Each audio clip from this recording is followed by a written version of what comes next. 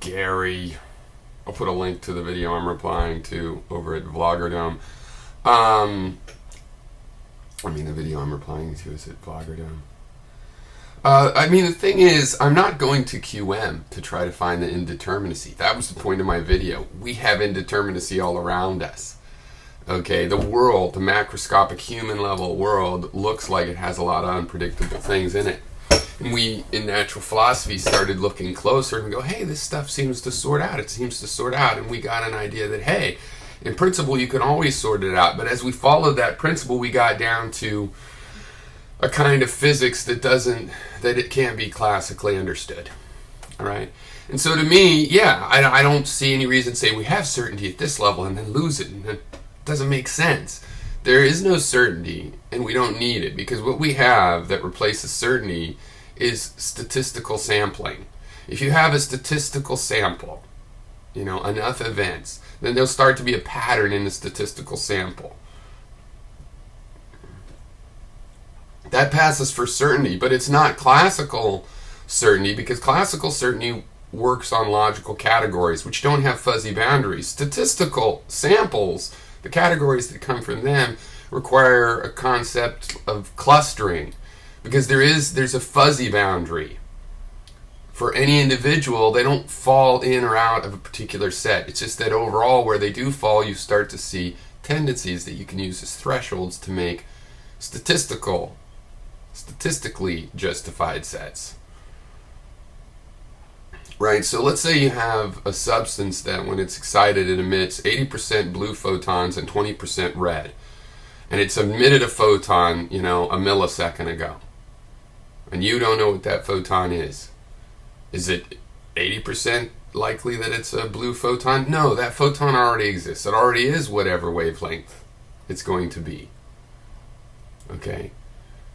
The statistics doesn't say about that individual photon. What it says is that the statistical group the photon is in, of all the photons that are emitted from this thing, has certain patterns. And that's good enough to do all the reasoning we do with certainty. But you don't need certainty, because it's just a statistical thing. And you keep in mind that doesn't mean you know what's going on in an individual case in a certain way. You always say that I'm saying there's no physical process. No, there is a physical process. Just like there's gravity or electromagnetism, and no reason it had to be that way that I know of. Okay? There could be a field that has to do with resolving from coherence into decoherence. And I don't see why it couldn't do something stochastic. Because you have stochastic functions even in mathematics. There's unpredictable, untrackable functions even in mathematics. If the next thing that's going to happen is related to the next digit in a rendering of pi, then that means that's the same thing as random, even though it's a deterministic process. That's the point of there being infinite number of detail in some mathematical constructs, like fractals. Or we have discussed the infinite digits and uniqueness and non-repeatability in the digits of pi. Okay? That's a mathematical construct with the determined way to generate those digits, and yet the series of them is stochastic, unpredictable. You just have to do it to find out what it is. There is no way to predict that we know of, and there's been a lot of mathematical work showing there won't be a way.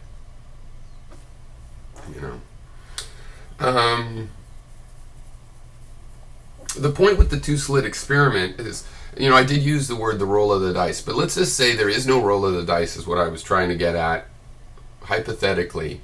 And when the particle gets to the screen, this coherent particle, and it's going to quote-unquote collapse or decohere and seem to behave like a particle, perhaps that we could totally predict where it'll decohere to. That does not change the fact that between the slits and the screen, something's interfering with itself. Something has gone through both slits, because we see the interference. You could see that from the ripples. Now you say, it could be refraction. Well, one, you would mean diffraction. Refraction is what happens when light goes through glass or crystal, for example, or prism. But the math has been done, Gary, and it's not particularly hard math, and I had to do a lot of problems in my schooling even with this kind of mathematics, and there is no way for scatter, basically, to cause the pattern we see. Okay? Because scatter doesn't do the cancellation, the dark spots. You know, there's dark and light lines in this pattern, in this interference pattern. Scatter has no way to create the dark lines. It has no way to stop other particles in this regular way. And things that are dominated by scatter don't show those kinds of regular patterns, you know, internal patterns. Right? It's more like how drops of spray paint come out of a spray can. You know, there'll be an overall limit, but basically it's just a hazy thing. You don't see this kind of internal structure. And it's more than a coincidence that doing the wave mathematics on the width of the slits and the separation between the slits, that it turns out to match a wave pattern. Now, I did misspeak, but I'm always going to keep doing this because it's not misspeaking, and you know this, but I will explain, you know, again.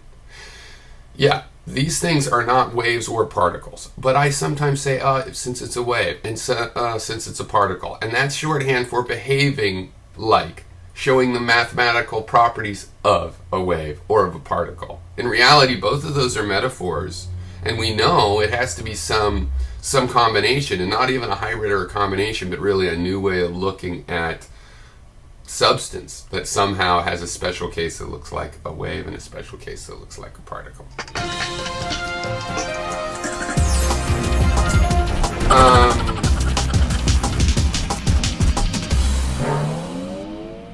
I would fight Einstein if you arrange that, just for fun.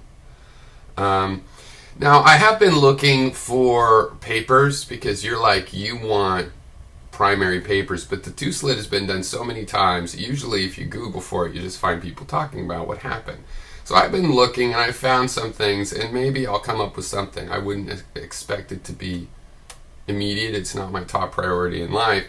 But I would like to show you and even read again some of the two-slit experiments that have been done. People who put organic molecules, all kinds of things. They have covered one in the sense that people have done one-slit experiments.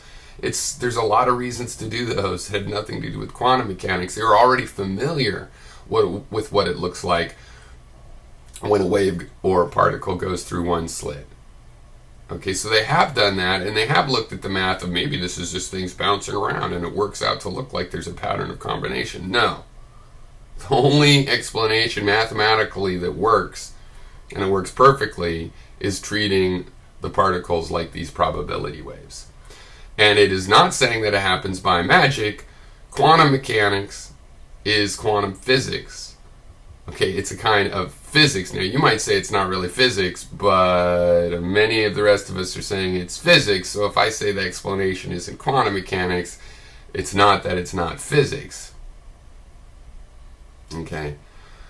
Now, your examples of determinability are unsatisfactory. Because, see, you're putting constraints on the system. You know, when you say, look, if I have this and I drop it, it drops. That's just a constraint. How many details have you left out that are not determinable? How could you call that I think if you're talking about determinability, it's not that I can say something, I can put constraints. Therefore, things are determinable. No, there's constraints. You know, I need oxygen is a physical constraint. But determinability has to do with the other direction. Like having an infinite number of constraints so that only one thing is possible. And that's what can't happen. So you can approach it closer and closer and get good enough for reason. Yeah, like you said, even if it's small, no, you do have to take it into account, but the effect will be small. So once you take it into account, you'll find the effect is small. It's not huge, like, I don't know if I'm alive or if the sun is shining because of my doubt. No, it's not like that. Okay, but it does have an effect on our reason. You know, just thinking that things are in principle this way. No, you can approximate reality with a model like that, but isn't it clear that we've gotten to the edge where that approximation fails? Because that approximation can't explain chemical reactions. You understand? That's why it was so compelling to go with quantum mechanics even before and while we don't understand it, because nothing else explained chemical reactions. And they're kind of common. What I want to say is about the mechanistic universe. Okay, a mechanistic universe is an idea, it's a metaphor, using an idea of the world made of mechanics, of like little gears, okay? But the problem is we've looked down at the universe and these little gears, it's not like little gears. It's more like an ocean of energy sloshing together. And what's the big difference? Well, two gears can't pass through each other. But energy, it's not anti-intuitive. Light can be traveling here and hit my eyes, another light is traveling through undisturbed. That's how energy works. So we have energy that sometimes these things interact and sometimes they don't. So you could call it little gears if you want to pretend that gears are something that's, when one gear turns, if it's grooved with another gear, that other gear turns, right? But if our atoms and things are like little gears, little mechanisms, then you need to model your gears as things that sometimes they turn and there's only a chance it's going to turn the other wheel. Why? Because the teeth can travel right through each other sometimes. So I think it's better just to give up on the mechanical model. Let's have gears work like gears work and model a reality as made of energy sloshing around. It's not magic that energy passes through. They're not ghosts or anything. It's just a nature of wave-like functions, of things that are vibrations that are traveling around can get absorbed or they can travel through. And this is the world we're in. You want to call that mechanistic, that'd be fine, except for look at all the false conclusions you're drawing from assuming that everything is like a little gear. Right? Okay, cheers.